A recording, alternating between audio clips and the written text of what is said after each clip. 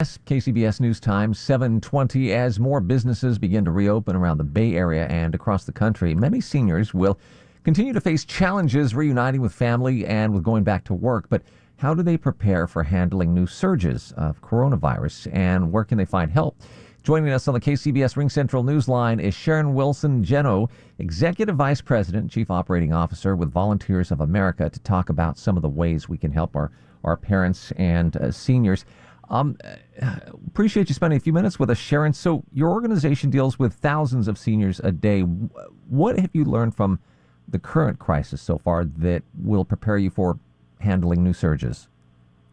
Boy, a lot. One big component is that our seniors are incredibly resilient. This is an incredible challenge for many of them, both to keep them in their units and to be isolated from their families, and at the same time, those that have fallen ill and have contracted the virus, how resilient they have been in fighting back. It truly is amazing to see how resilient they really are.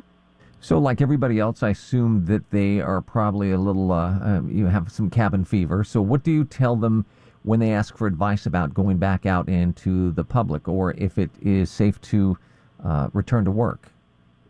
Well, in our senior housing facilities, particularly in our independent communities, we sent them all masks, and I sent them a letter a couple weeks ago and said, look, we've closed our community rooms, we've closed all of our activities.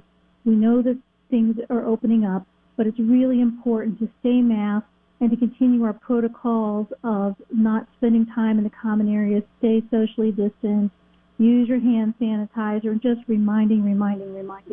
I actually got a great little handwritten note from a woman in one of our apartments in South Carolina just yesterday, thanking me for that and saying she always wears her mask and she wants everyone to do it because she knows it's important. So I'm hoping the rest of the seniors believe the same thing. Oh, that's great.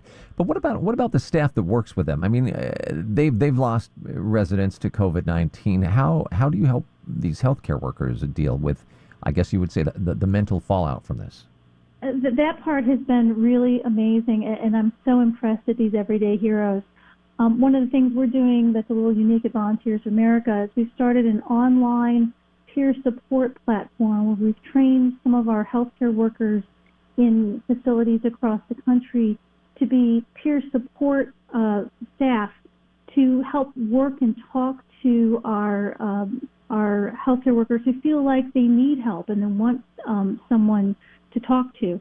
We just started this program in the last couple of weeks with good response, and they're being trained right now, and we're going to start these groups over the next several weeks. It's so important to invest in them. This whole crisis has really put a spotlight on senior care employees and how we just don't have enough of them and we don't appreciate them enough. Real quickly, then, before we let you go, after everything that we've gone through or they've gone through, how well prepared do you think seniors will be when we see hot spots flare up, or if we go through another round of this later in the year?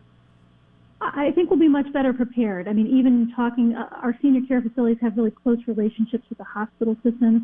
We have all learned so much about how this virus is transmitted, what safety precautions we need to make. I really feel when we had cases originally at the beginning of March, people felt very disconcerted about them. I feel like now when we have a case, we know how to treat it, and people have a much better chance of surviving and thriving after. All right, that's good to hear. Thanks for spending some time with us this evening. That is Sharon Wilson-Geno, Executive Vice President, Chief Operating Officer with Volunteers of America.